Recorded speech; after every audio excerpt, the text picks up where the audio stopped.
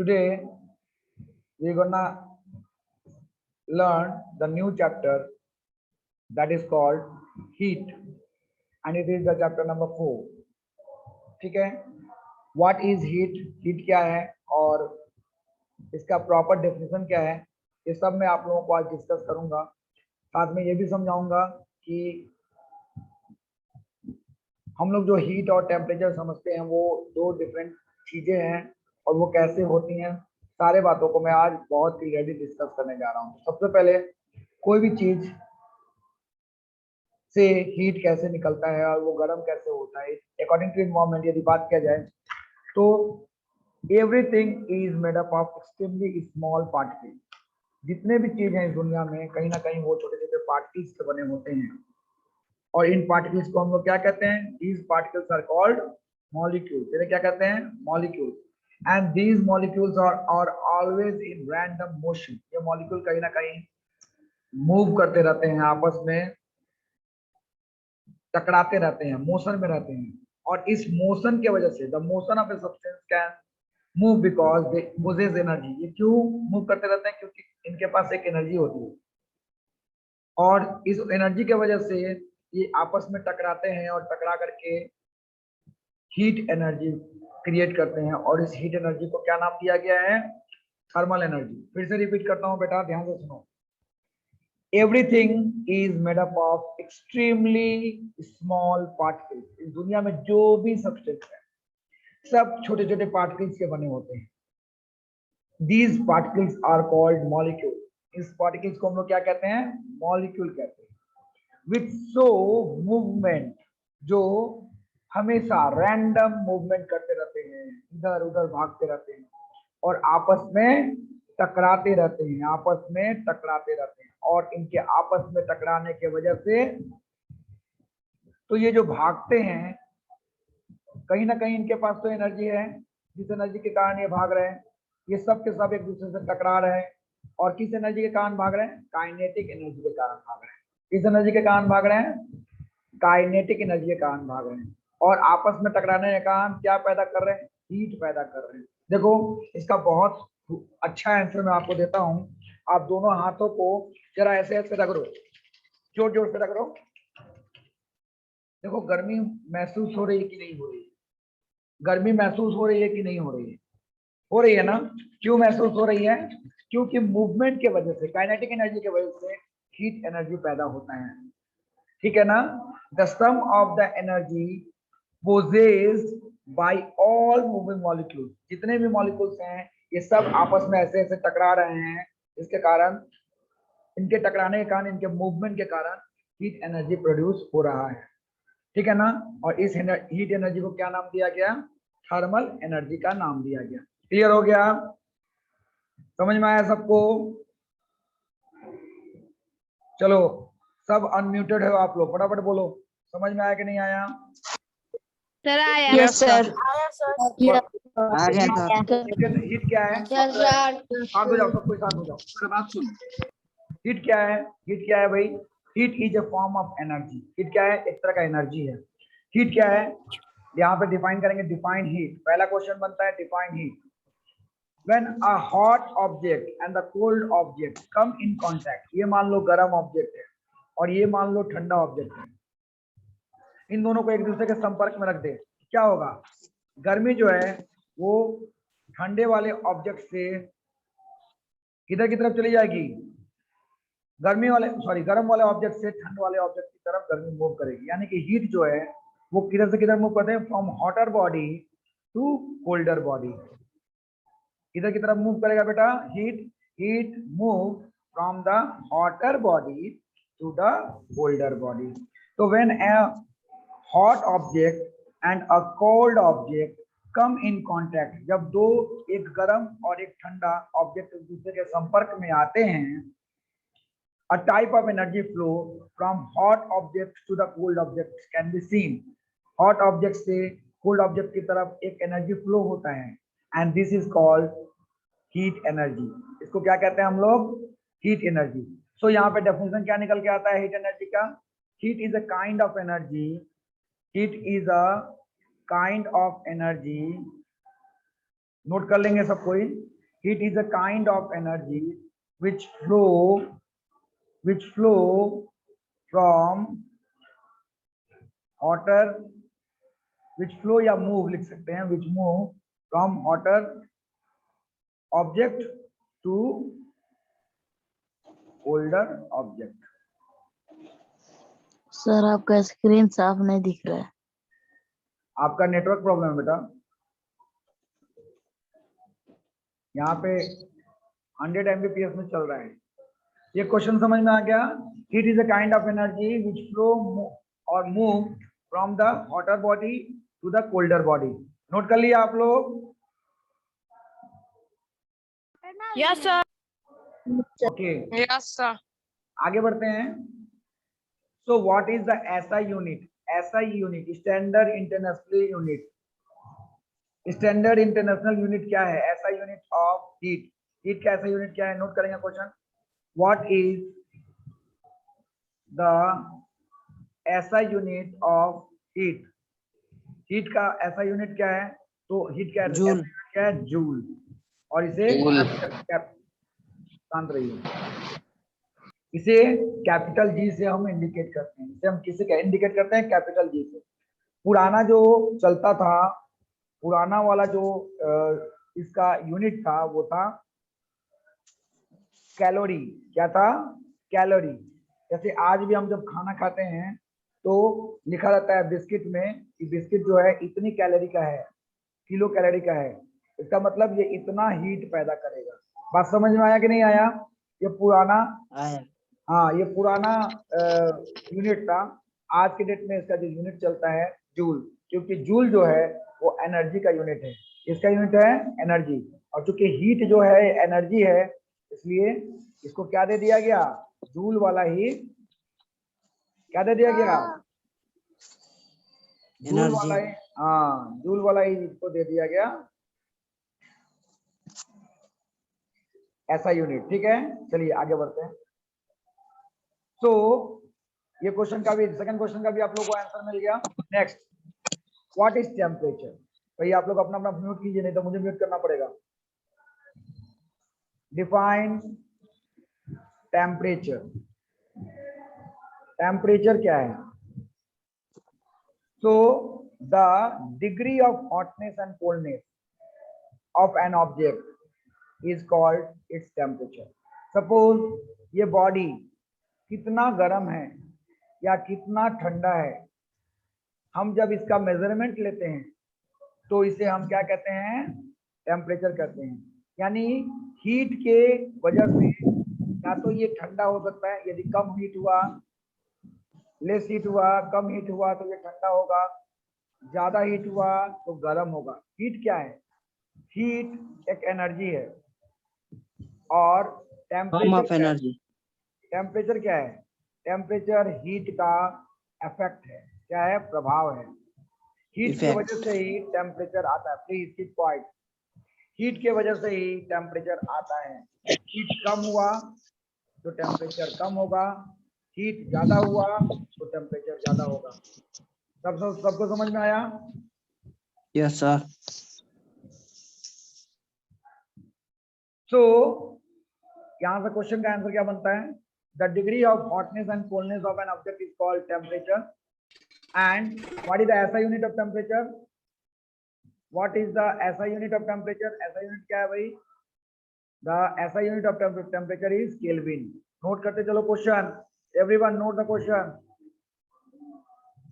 तो यहाँ पे दो क्वेश्चन निकलता है, define temperature and what is it's SI unit and what is it's SI unit.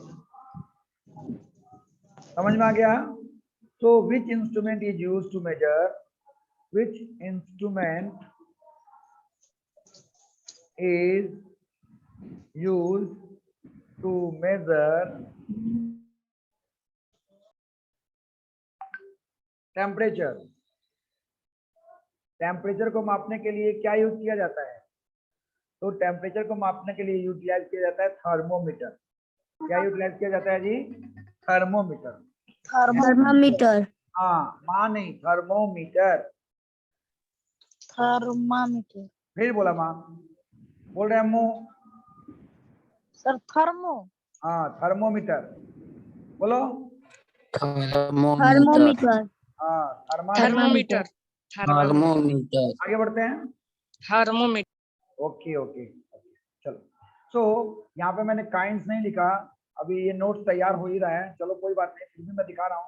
यहाँ मैंने काइंड्स नहीं लिखा। थर्मोमीटर बहुत तरह के होते हैं, जैसे क्लिनिकल थर्मोमीटर हो गया, लेबोरेटरी थर्मोमीटर हो गया, क्लाइमेट मापने का, टेम्परेचर मापने वाला, जो इन्वायरमेंटल टेम्परेचर मापने का जो ये थर्मोमीटर होता है, उसका नाम क्या है? उसका नाम है मैक्सिमम एंड मिनिमम थर्मोमीटर, और 6 मैक्सिमम एंड मिनिमम थर्मोमीटर कहते हैं।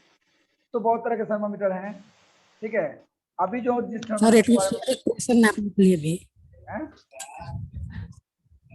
एटमॉस्फेरिक प्रेशर नापने के लिए भी होता है। प्रेशर के बारे में बात नहीं हो रही बेटा, यहाँ टेम्परेचर के बारे में बात रखो। तो अभी जो मैं बात करने जा रहा हूँ वो है क्लिनिकल थर्मोमीटर। क्लिनिकल थर्मोमीटर क्या है? ऑब्वियसली नाम से ही पता चल रहा है, कहीं ना कहीं ये मेडिकल साइंस में और मेडिकल ट्रीटमेंट के लिए यूटिलाइज किया जाता है, ठीक है, क्लिनिकल थर्मोमीटर। और इसको हम लोग डॉक्टरी थर्मोमीटर के नाम से भी जानते हैं, क्योंकि ये थर्मोमीटर मोस्टली डॉक्टर लोग यूटिलाइज करते हैं। So the commonly used clinical thermometer is made up of narrow tube capillary of thick glass. अंदर में बहुत पतला कैपिलरी है, मतलब पाइप है, और बाहर में मोटा सा ग्लास है। ये थर्मामीटर तो सब कोई देखे होंगे, आप लोगों के घर में होगा मोस्टली, ये वाला थर्मामीटर सबके घर में है ना। तो ये जो थर्मामीटर है, मैं अभी इसका फोटो दिखा रहा हूँ, मेरे पास है ऑलरेडी। सो पहला क्या बोला कि ये जो है अंदर में पतला नैरो कैपिलरी है, ये पतला वाला कैपिलरी अंदर का पाइप, एंड थिक ग्लास, और बाहर में मोटा सा ग्लास है।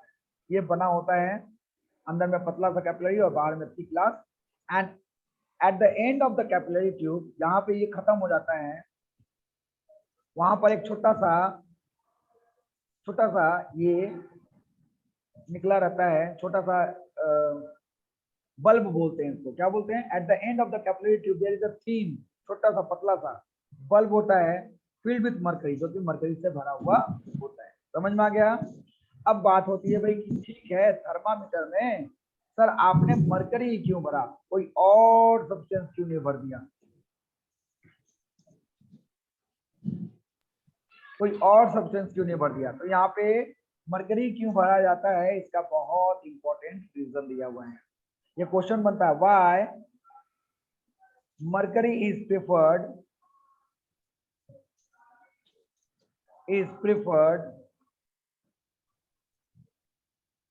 इन थर्मोमीटर। थर्मोमीटर के अंदर मरकरी ही क्यों भरा जाता है, इसके बारे में पूछा जा रहा है। तो first of all, it is a liquid non metal, sorry metal. ये क्या होता है भाई? It is a liquid metal. Mercury क्या होता है? मरकरी जो है एक लिक्विड मेटल होता है, और इसलिए ये आसानी से फ्लो कर सकता है। मेटल ही क्यों लेते हैं? क्योंकि metal is a good conductor of electricity, so it is present in a liquid state. Mercury क्या है? लिक्विड स्टेट में पाया जाता है। Mercury is a metal which is liquid at room temperature, and it is good conductor, ये note कर लो बेटा, good conductor of heat। Note करो ये चीज। mercury is a metal which is liquid at room temperature। Room temperature का मतलब होता है, एवरेज टेम्परेचर कितना है? 25 to 30 degree centigrade room temperature. Room temperature पर ये लिक्विड स्टेट में होता है, and it is good conductor of heat, और ये हीट का गुड कंडक्टर होता है।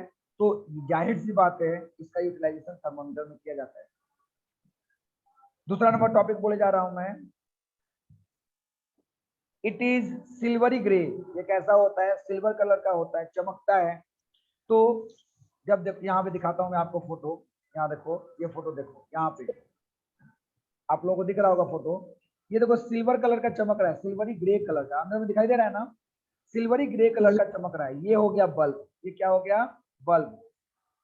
और ये क्या है भाई? ये है glass tube, thick glass tube, thick glass tube. इसका डायग्राम आएगा बनाने के लिए। और इसके अंदर ये क्या है? ग्लास कैपिलरी, थीन ग्लास कैपिलरी, थीन ग्लास कैपिलरी। बल्ब के अंदर क्या भरा हुआ है? क्या भरा हुआ है भाई इसके अंदर? Liquid metal. लिक्विड मेटल का नाम क्या है? क्या नाम है लिक्विड मेटल का? मरकरी। मरकरी भरा हुआ है। मरकरी। मरकरी क्यों भरा जाता है? क्योंकि it is a good conductor of heat. क्यों भरा जाता है भाई? गुड कंडक्टर ऑफ हीट होता है। समझ में आया? सर मरकरी के बारे में और क्या बात करें। किया गया है? मरकरी के बारे में और दूसरी बात है कि ये शाइनी होता है। मरकरी शाइनी, चमकता है। देखो यहाँ चमक रहा है, तभी इसका मेजरमेंट ले पा रहे हैं। पानी रहता तो नहीं चमकता, ट्रांसपेरेंट होता। ये ओपेक, ओपेक है। ओपेक मतलब ये लाइट को पार नहीं होने दे रहा है, इसलिए यहाँ पे क्लियरली दिखाई दे रहा है। समझ में आया ना? पानी होता तो लाइट पार हो जाता और दिखता नहीं। क्लियर हुआ? और क्या लिखा हुआ है इसके बारे में? और टॉपिक देखो तो पहला नंबर टॉपिक क्या हुआ? It is liquid at room temperature and a wide range of and over a wide range of temperature. मतलब ये लिक्विड होता है, लगभग 357 डिग्री सेंटीग्रेड टेम्परेचर पे जाकर के वेपर बनता है। और इधर में शायद 72 to 76 degree centigrade, -76 degree centigrade पर ये सॉलिड बनता है। तो एक वाइड रेंज ऑफ टेम्परेचर में ये लिक्विड कंडीशन में पाया जाता है। समझ में आया मेरी बात? Yes sir. मतलब ये इतना से लेकर के इतना Yes, तक का sir. टेम्परेचर, हाँ इतना तक का टेम्परेचर बहुत अच्छे से मेजर कर सकते हैं। It is silvery grey colour है, इसलिए बहुत क्लियरली विजिबल है। Therefore it is relatively easy to observe. इसको आसानी से देखा जा सकता है। It does not stick on the wall और ग्लास, ये दीवार पे चिपकता नहीं है। मान लो ये थर्मामीटर है, इसमें जैसे ग्लास में देखोगे पानी रखते हो तो क्या होता है? ग्लास में चिपक जाता है जहां तहाँ ना, लेकिन ये नहीं चिपकता। इसीलिए बहुत क्लियर विजन देता है, बहुत क्लियर विजन देता है। सब बहुत इंपॉर्टेंट है, ये कम से कम 3 मार्क्स का आएगा। इसके बाद चौथा नंबर पॉइंट क्या है? The scale. ये जो थर्मामीटर का जो स्केल है, जो क्लिनिकल थर्मामीटर का स्केल है, ये कितना से कितना डिग्री तक रहता है भाई? ये 35 टू 42 डिग्री सेंटीग्रेड तक का टेम्परेचर माप सकता है। 35 degree Celsius to 42 degree Celsius का टेम्परेचर माप सकता है। और हमारे बॉडी का नॉर्मल बॉडी टेम्परेचर कितना है? 37 डिग्री सेल्सियस। क्लियर? समझ में आ गया? सबको समझ में आ रहा है ना? Yes sir. The scale in the clinical thermometer extend over a very few degree, मतलब on either side of the normal body temperature। हम लोग का नॉर्मल बॉडी टेम्परेचर कितना है? 37 डिग्री सेंटीग्रेड है। और इससे ज्यादा का अंतर नहीं रखा गया है क्लिनिकल थर्मोमीटर में। जरा देखते हैं कितना का अंतर रखा गया है, ताकि लोग इसको आसानी से पढ़ सकें।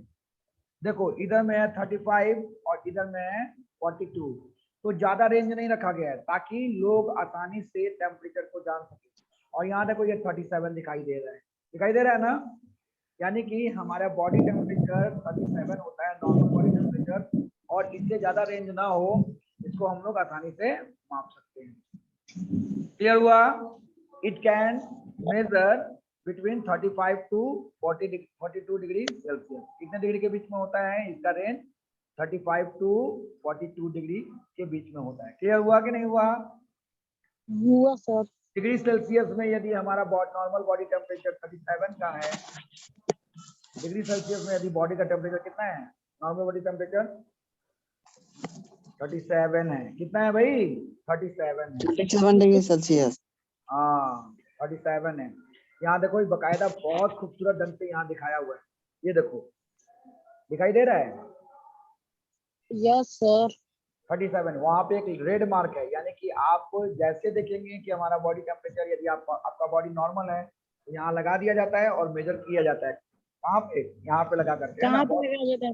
हाँ बहुत लोग लिफ्ट पे भी लगाते हैं, लिफ्ट के नीचे ऐसे लगा करके और मेजरमेंट लिया जाता है। समझ में आ गया होगा? इसका जो स्केल से ध्यान से देखेंगे 37 से लेकर के 36 से लेकर 35 के बीच में 5 ही है। 1 2 3 4 5, ठीक है ना, ऐसे खींचा हुआ है। यानी कि 35 से लेकर 37 के बीच में जो स्केल बनाए हुए हैं वो 5 बनाए हुए हैं। यानी एक स्केल के बीच में डिफरेंस कितना हो गया? 0.2 डिग्री का। यदि 5 को डिवाइड करते हैं 35 से लेकर के 36 से लेकर 37 के बीच में कितना डिवीजन आता है? 1 डिवीजन आता है। उसको 5 भागों में डिवाइड किया गया है तो कितना बनता है? 0.2 डिग्री सेल्सियस बनता है। नहीं समझ में आया होगा ये पॉइंट? फिर से नो समझाऊं? सर। देखो यस सर। 36 से लेकर के 37 के बीच में कितना डिवीजन करना चाहिए था? डिवीजन कितना होना चाहिए था मैथमेटिक्स के हिसाब से? 10 होना चाहिए था। कितना होना चाहिए था? 1 2 3 4 5 6 7 8 9 10, ऐसा होता है ना? ऐसे होना चाहिए था ना? लेकिन यहाँ पे Yes, डिवीजन sir. कैसे दिया हुआ है पता है? ये दिया हुआ है 36.2, यहाँ दिया हुआ है 36.4, यहाँ दिया हुआ है 36. क्या आवाज हो रही है? 36.6, यहाँ दिया हुआ है 36.8 और यहाँ दिया हुआ है 37। तो कितना कितना डिग्री पर ये जो है गैप हो रहा है? 36.2 के बाद 36.4, यानी यदि माइनस किया जाए तो कितना आएगा? उल्टा करके माइनस किया जाए तो आएगा 0.2 डिग्री।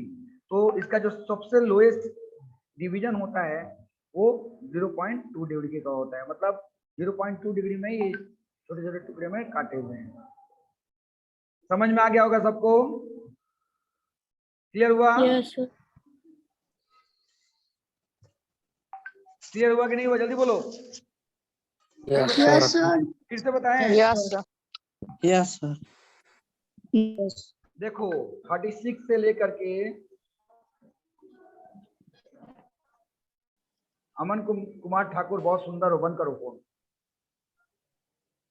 क्या सर? अपना फोन का वीडियो बंद करो। 36 से लेकर 37 में 5 डिवीजन है, 1 2 3 4 5, ठीक है? समझ में आया ना? तो इसको यदि हम लिखेंगे तो कैसे लिखेंगे? 36.0, तो दूसरा क्या लिखेंगे? 36.2, तीसरा क्या लिखेंगे? 36.4, चौथा 36.6, 36.8 और 37 पॉइंट। समझ में आया कि नहीं आया? तो कितना बढ़ रहा है हर स्टेप पर? कितना बढ़ रहा है जी? सर 2. 2 बढ़ रहा है। 0.2. हाँ, यही लिखा हुआ है। 0.2. Thermometer is marked to indicate a small change of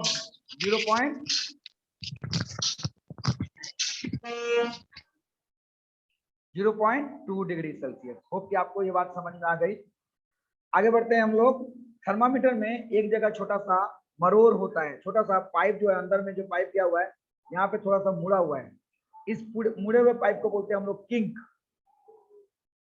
ऐसे मुड़ा हुआ है, देखो ये ऐसे गया, ऐसे मुड़ गया है, ऐसे मुड़ा हुआ है।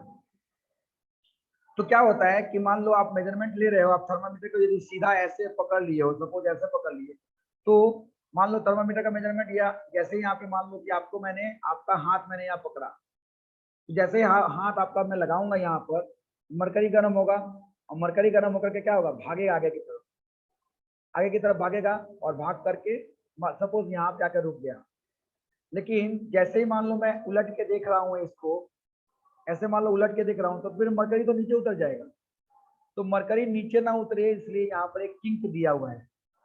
किंक क्या करेगा? मरकरी को ऊपर की तरफ पकड़ के रखेगा, नीचे उतरने नहीं देगा, ठीक है ना? The capillary tube of clinical thermometer है जो किंक। क्लिनिकल थर्मामीटर के कैपिलरी ट्यूब में किंक होता है, मरोड़ होता है और bend that does not allow the mercury to flow back, उसको नीचे की तरफ उतरने नहीं देता into the bulb before the temperature has been read, ताकि आप आसानी से टेम्परेचर को रीड कर लो, वो इमीडिएटली नहीं गिरेगा। To lower the level of mercury, यदि मान लो कि वो ऊपर से नीचे की तरफ आ गया, नहीं आ रहा है, तो अब उसको रखना है सपोज, तो आप क्या करोगे? उसको ऐसे ऐसे झटके मारते हैं, उसको बोलते हैं फर्म जर्क। हल्के झटकों से उसके मरकरी लेवल को नीचे की तरफ उतारते हैं। समझ में आ गया मेरी बात? क्लियर हो रहा है? वेरी गुड, वेरी गुड, बहुत अच्छा। तो अब मैं फटाफट क्वेश्चन दे रहा हूं, आप लोग नोट करते चले जाइएगा। क्या क्या? What is clinical thermometer? What is clinical, फटाफट नोट करेंगे या स्क्रीनशॉट ले लीजिए। Clinical thermometer. दूसरा, state its use, state its use, इसका यूज बताना है। तीसरा क्वेश्चन नोट करिए, describe the structure of clinical thermometer.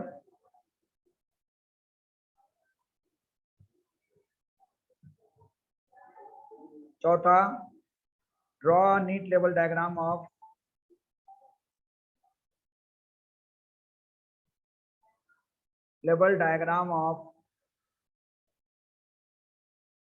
Clinical thermometer.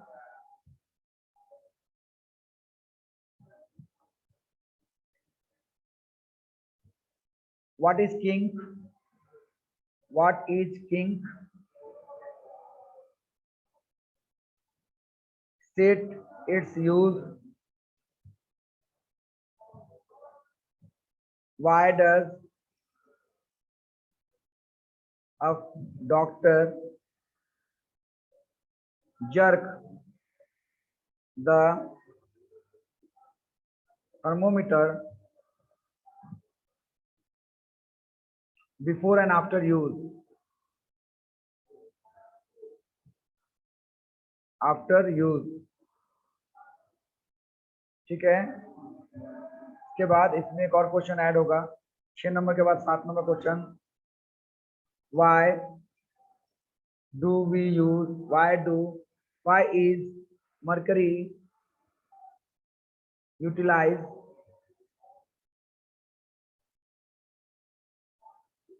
in the clinical thermometer?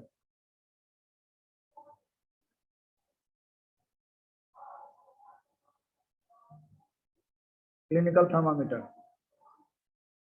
Note करेंगे सब क्वेश्चन फटाफट।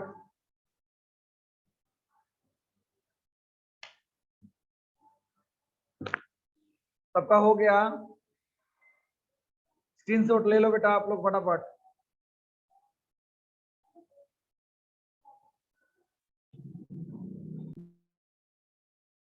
ले लिया? सबों ने स्क्रीनशॉट लिया?